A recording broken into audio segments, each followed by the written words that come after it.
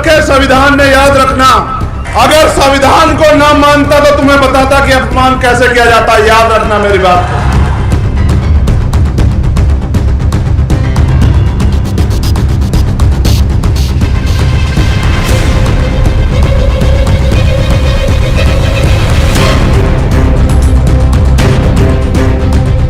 नमस्कार, आप देख रहे हैं न्यूज गंगा और मैं हूं आपके साथ निशा भारद्वाज।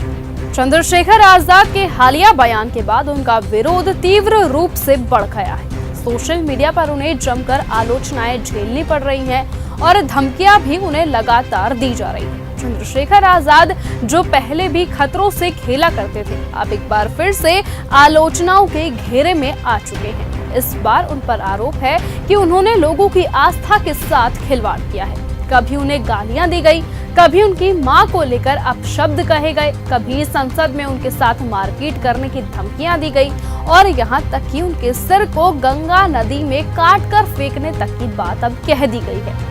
ये सब कुछ एक ऐसा माहौल बना चुका है जिसमें चंद्रशेखर आजाद के खिलाफ नफरत की आंधी सी चल उठी है। उनके बयान के असली उद्देश्य को समझने के बजाय उसे तरह तरह के कोनों से घुमा फिरा कर पेश किया गया और पाप पुण्य का मसला उठाकर इतना बढ़ा चढ़ा कर बता दिया गया कि पूरी स्थिति ही विकृत हो गई है। लेकिन अब जब महाकुंभ का आयोजन हो चुका है तो एक नया बयान अब सामने आया है जो पूरी स्थिति को और भी दिलचस्प बना देता है। क्या है वो बयान?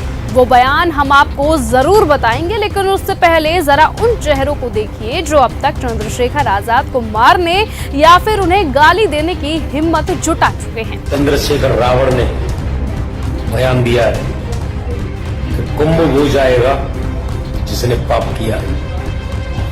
पाप तो तेरी माँ के साथ में किसी ने किया है जिससे तू पैदा हुआ। संसद भवन में भी तुम पिट सकते हो, ध्यान रखो। दौड़ा दौड़ा के कुटोगे अगर धर्म पर बोलोगे तो। इन सब कुछ को सुनकर उनके समर्थक जो उन्हें भगवान या मसीहा मानते हैं पूरी तरह से आक्रोशित हो गए हैं और अब वो लोग इन घिनौनी धमकियों और गालियों के खिलाफ आवाज उठा रहे हैं और सख्त कार्रवाई की मांग भी कर रहे हैं। ये मामला अब इतना बढ़ चुका है कि लोग चंद्रशेखर के खिलाफ ऐसी जहर उगलने वालों के खिलाफ कड़ी से कड़ी कार्रवाई करने की मांग तो उठा रहे हैं। लेकिन इस बीच अब चंद्रशेखर आजाद का एक बयान भी वायरल हो रहा है जिसमें उन्हें कहते हुए सुना जा सकता है कि मेरे हाथ बांध रखे हैं संविधान ने। याद रखना, अगर संविधान को ना मानता तो तुम्हें बताता अपमान क्या होता है। जरा सुनिए अब उस बयान को।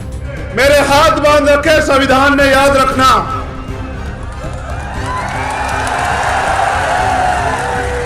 अगर संविधान को ना मानता तो तुम्हें बताता कि अपमान कैसे किया जाता है, याद रखना मेरी बात को। बाबा साहब अम्बेडकर का खून हूं, संविधान को मानता हूं, इसलिए मैंने कहा कि संवैधानिक रूप से लड़ेंगे। लेकिन आपने देखा कि जब आपके पास राजनीतिक ताकत नहीं है तो किस तरह से आपका अपमान करने वाला व्यक्ति भी घर में आराम से जाके सोता है। देखा है नहीं देखा? जी हाँ, हम इसी बयान की बात कर रहे थे जिसमें उन्होंने कहा है कि संविधान को याद रखना। अगर संविधान को वो नहीं मानते तो वो बताते कि अपमान क्या होता है। इसीलिए शायद अब इन धमकीबाजों के इतने ज्यादा हौसले बुलंद हो चुके हैं कि वो आए दिन चंद्रशेखर आजाद को इस तरह के बयानों से घेरते हैं, उन्हें धमकियां देते हैं, गालियां देते हैं। लेकिन चंद्रशेखर सिर्फ और सिर्फ देश के संविधान की वजह से ही रुके हुए हैं।